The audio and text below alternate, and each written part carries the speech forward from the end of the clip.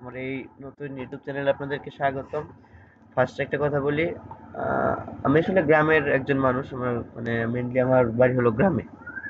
তো এখানে আমার বাড়ির সাইডেই বড় একটা বিল, এখানে ভাই হাল চলতেছে। তো ব্যাকগ্রাউন্ড নয়েজ গুলো অবশ্যই অ্যাভয়েড করবেন। যে কথাগুলো আমি বলি ওইগুলো খুব মনোযোগ দিয়ে শোনার চেষ্টা করবেন। আসলে মেইনলি এখনকার ভিডিওটা বলার মানে যে বিষয়টি নিয়ে বলা সেটা হলো যে কিছুদিন আগে আমি একটা ভিডিও দেখলাম, সেখানে একজনে অনেক ভালোভাবে বিশ্লেষণ করলো যে বাইনারি ট্রেডিং জুয়া, এখানে যারা কাজ করতেছে তারা অ্যাফিলিয়েট হিসেবে কাজ করতেছে, সেটা একটা গেমিং এর মতো। যে ব্রোকার গুলা ওনাদেরকে বলে রাখছে সেই হিসাবে ওনারা কাজ করতেছে, এবং কি মুরগি ধরে ধরে এনে ব্রোকারকে দিচ্ছে, তারা লস করছে, তাদেরও লাভ হচ্ছে, ব্রোকারেরও লাভ হচ্ছে। আসলে ভাই কি বলবো এসব মানুষদের, ওনারা একটা কথা ধুমধাম বলে দিলেই পারে। তারপরে শেষে আবার উনি বলল যে যদি শিখে আসতে পারেন আপনাকে স্বাগতম। কেন ভাই, তুমি আগেই বলতা যে বাইনারি ট্রেডিং জুয়া বা এমন কিছু না, ট্রেডিং জুয়া বলতে কিছু না, এখানে শিখে কাজ করতে পারলে সবাই সাকসেসফুল, এমন কিছু বললেও বলতে পারতো। কিন্তু উনি প্রথমে এমন ভাবে উপস্থাপন করলো যে একটা সিম্পল মানুষ কেরিয়ার করার থেকে সহজেই ট্রেডিং থেকে দূরে সরে যাবে। আমি আমার বর্তমান মানে সময়ে আমি প্রায় ২ বছর যাবৎ ট্রেডিং এ আছি। এই সময়ে আমি অনেকগুলা মেন্টরকে ফলো করছি, অনেকগুলা বড় বড় ট্রেডারকে ফলো করছি, সেখানে উল্লেখযোগ্য কিছু নাম আছে। আমি ফার্স্টে বাংলাদেশের একজন ট্রেডার ছিল, ছোটখাটো না বড় ট্রেডার আমি জানতাম না, আমার ফ্রেন্ডের মাধ্যমে গেছিলাম। সাইফ আরাবি ভাই, ওনার হাত ধরে প্রথম আমার ট্রেডিং এ আসা, এবং ফার্স্ট ইনভেস্টমেন্ট $10 ছিল। এখানে আমি প্রফিট লস মানে তখন তো ভাই কিছু বুঝি না জুনি না। তো রেড গ্রিন চলতেছে, ওই আমি উড়াধুরা মারতেছি, ডাউনে আবার মারতেছি, তো এভাবে চলতে থাকে। এক সময় যে পুরো ব্যালেন্স আমার লস হয়ে যায় পরে ধীরে ধীরে যখন বুঝলাম যে ট্রেডিংটা আসলে অনেক রিস্কি এবং অনেক প্রফিটেবল, এখানে যত রিস্ক তত টাকা, বাইনারি ট্রেডিংটা হলো যত রিস্ক তত টাকা এরকম। তো তখন ধীরে ধীরে শেখার চেষ্টা করলাম। তখন থেকে আমি আসলে ফার্স্টে বাংলাদেশে যে ম্যানুয়ালগুলো, আমাদের নাম আমি তেমন জানতাম না। ইউটিউবে ঢুকলে সার্চ করলে ট্রেডিং বিষয়ক যে কোনো ভিডিও আসতো, ইন্ডিয়ান ভিডিও আসতো, এখানে দেখতাম যে আপনাকে বলি ওই কি বলে পুষ্কর রাজ ঠাকুর। পুষ্কর রাজ ঠাকুর ওনাদের ভিডিও আসতো, তো ওনাকে আমি বেশ কিছুদিন ফলো করি। কিন্তু ওনাকে যতদিন ফলো করছি না কখনোই বলে নাই যে না শিখা তুমি ইনভেস্টমেন্ট করো। তারপর ওনার কাছ থেকে আমি টেলিগ্রামে ঢুকলাম, তখন এসি ট্রেডার মানে আরিয়ান ভাইয়ের ইউটিউব চ্যানেল পেলাম। তারপরে আমি আরো অনেক মির্জা রোহান ভাই বললো, সাদিকুল বললো, আসলে সবাই আছে, সবাইকে মোটামুটি ফলো করছি। তো কেউই কখনো কিন্তু বলে নাই যে তোমরা আসো, এসেই তোমরা ডিপোজিট করো তারপরে ট্রেডিং করো, কেউই বলে নাই। সবাই বলে যে তোমরা শিখো তারপরে ট্রেডিং করো, শিখে তারপরে ইনভেস্টমেন্ট করো। কেউ কিন্তু বলে না যে আইসে তোমরা ই করো, তাহলে ওনারা কিভাবে হলো যে মুরগা ধরে ধরে ব্রোকারকে দিচ্ছে, দেখাতে হবে না। এখন আমার উনারা উনারা আছে অনেক দিন যাবত ট্রেডিং এ আছে, ওনারা অনেক দিন যাবত ট্রেডিং আছে, ওনাদের সাইকোলজির সাথে আসলে কারো সাইকোলজি মিলে না, অনেক হাই, এবং দেখা যায় যে প্রচুর সাইকোলজি ওনাদের। তো সেই বিষয়ে বলতে গেলে ওনারা যে সিগন্যাল গুলো দিচ্ছে, সিগন্যাল গুলোর সাথে ওনারা ট্রেড করতেছে, লস যদি যায় ওনাদেরও যাবে, এবং কি যদি প্রফিট হয় মেম্বারের সাথে সাথে ওনারও হবে। তো এটা হলো সিগন্যাল। সিগন্যালের যে বিষয়টা, এখানে অনেকে সিগন্যাল নিতে ভুল করে বা দেখা যায় যে অনেক সময় অনেকেই আসলে সিগন্যাল দেওয়ার সময় তো খেয়াল রাখা সম্ভব না যে এতগুলার মধ্যে কে কিভাবে মানে ম্যানেজমেন্ট ইউজ করতেছে ওটা দেখা। তো অনেকের ম্যানেজমেন্টের বাইরে যখন ট্রেড করতে যায় তখনই লস হয়ে যায়।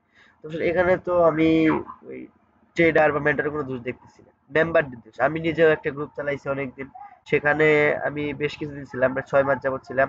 সেখানে ভাই পুরো মাথা ধরে যাইতো, সবাইকে একটা জিনিস বুঝাইতে বুঝাইতে যে ভাই এখানে ট্রেড করো না, এখানে ট্রেড করো না, এটাতে ঝামেলা আছে, ওটাতে পড়ে যাও, এটা মানে না, এখানে কোনোভাবে মানে না। কিন্তু দেখা যাচ্ছে দিন শেষে লস, দুষ্কার মেন্টরের। এটা তো আসলে কথা না।